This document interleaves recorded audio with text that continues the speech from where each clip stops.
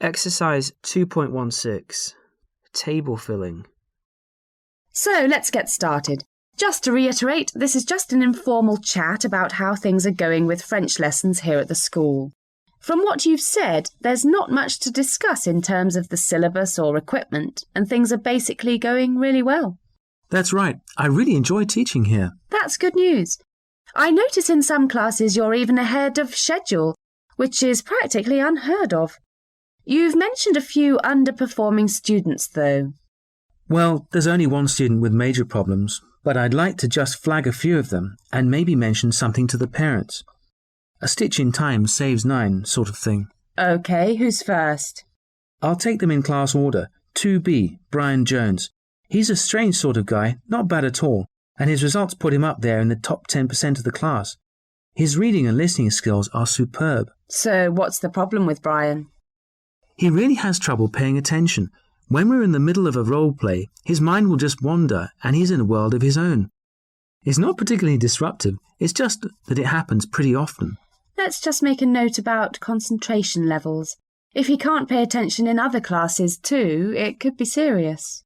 Now on to 4C. It's a great class. We're having some really good discussions. However, I think Lydia Robinson is finding things tricky. Lydia? Is that Robert's sister? They really look alike. That's Lydia with a Y. So it's Lydia. OK, so what's up with Lydia? She's not a bad student really, but she's very bookish.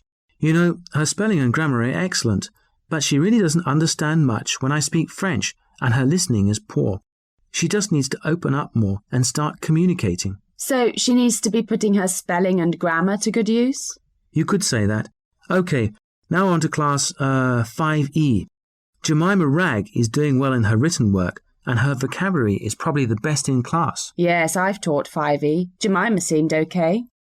It's when she opens her mouth that things go wrong. Her pronunciation is just awful. Maybe we could ask her parents to make sure that she does more listening and maybe get a private tutor. I really think that would help her pronunciation. OK, who's the last one? I think I can guess. John's son in 6B. No, 6A. I wrote that wrong. Yes, he switched from 6B to 6A. Well, he's a real challenge. Don't get me wrong, he has 100% attendance and he really tries hard, so his effort is exemplary. But what lets him down is his basic grammar. He really hasn't grasped it. So he gives it his all, but he's not going to get any further with his grammar the way it is. That's about the long and the short of it.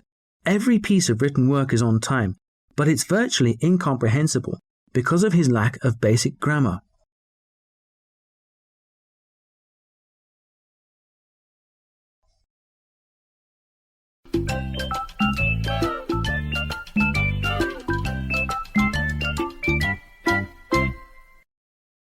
Exercise 2.17.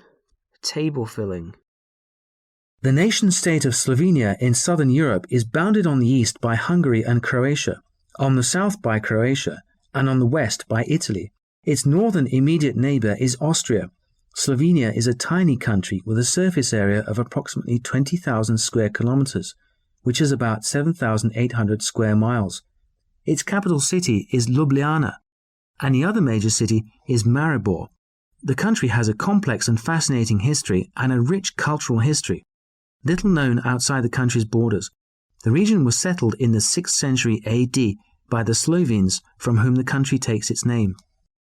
Nowadays, far from being the economic backwater that its relative anonymity suggests, Slovenia is making great strides in terms of development, thanks to targeted investment in technology infrastructure. With its 2 million citizens enjoying some of the highest rates of mobile phone ownership and internet connection access in Central Europe. One of the country's major industries is software development, although 2 more traditional sectors employ more people, textiles and steel. Slovenia is a very young country, having proclaimed independence from Yugoslavia only very recently in June 1991. Almost 13 years later, Slovenia became a member of the European Union on 1st May 2004, along with several other Central and Eastern European states.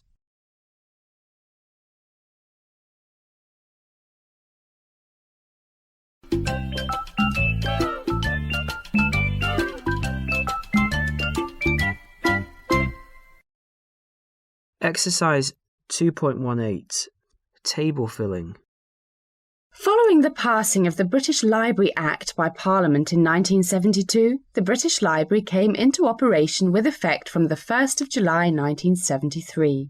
Subsequently, two other major institutions were integrated into the British Library, expanding the depth and breadth of its collections: the India Office Library and Records in 1982 and the British Institute of Recorded Sound in 1983.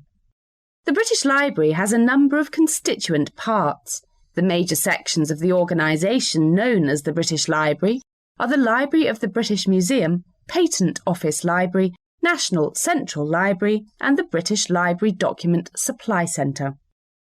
The Department of Printed Books of the British Museum was founded in the same year of the foundation of the British Museum in 1753.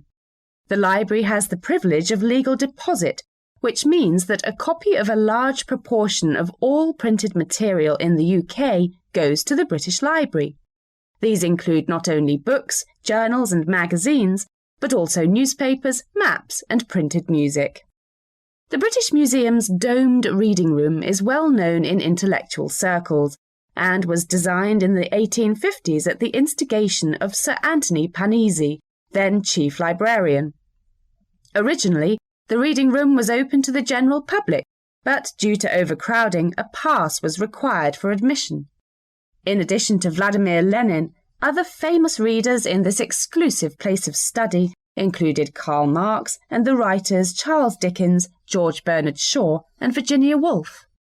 The British Library Document Supply Centre currently administers a stock of over 260,000 journal titles, over 3 million books, almost 500,000 conference proceedings, and nearly 5 million scientific reports.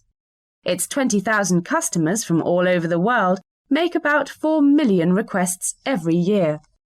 Thanks to the Internet, customers can now access information and services online as document supply is achieved via electronic means. The British Library's website is www.bl.uk.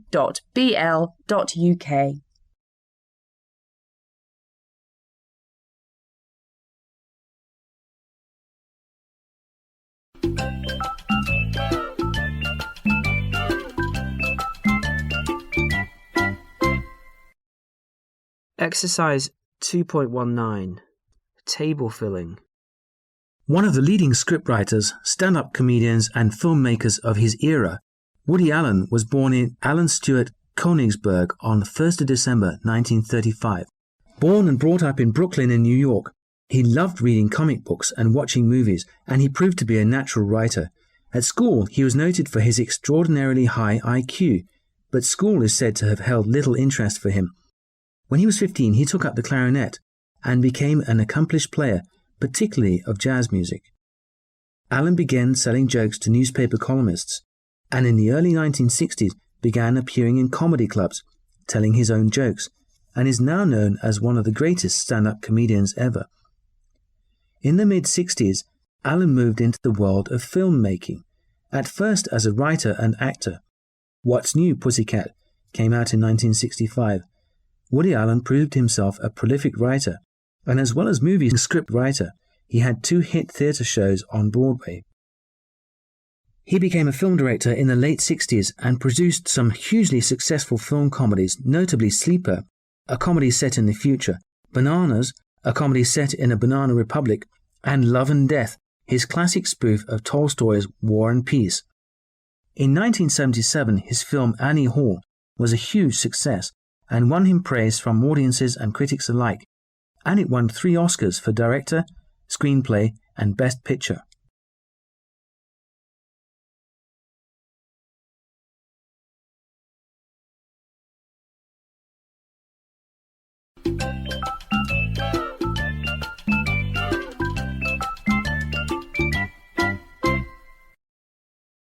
Exercise 2.20.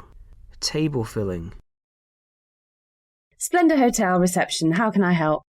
Hello, I'd like to book a room for tomorrow, please, for 3 days. That's fine, sir. We have plenty of free rooms. Would you like a single, twin or double room? A double room, please, and it must be non-smoking. No problem, sir. All rooms include breakfast here.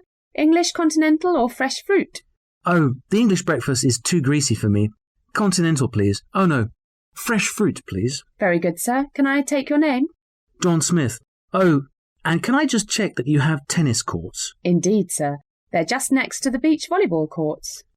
Not really a beach volleyball fan, but have you got squash courts? Yes, sir, we have 2. Excellent.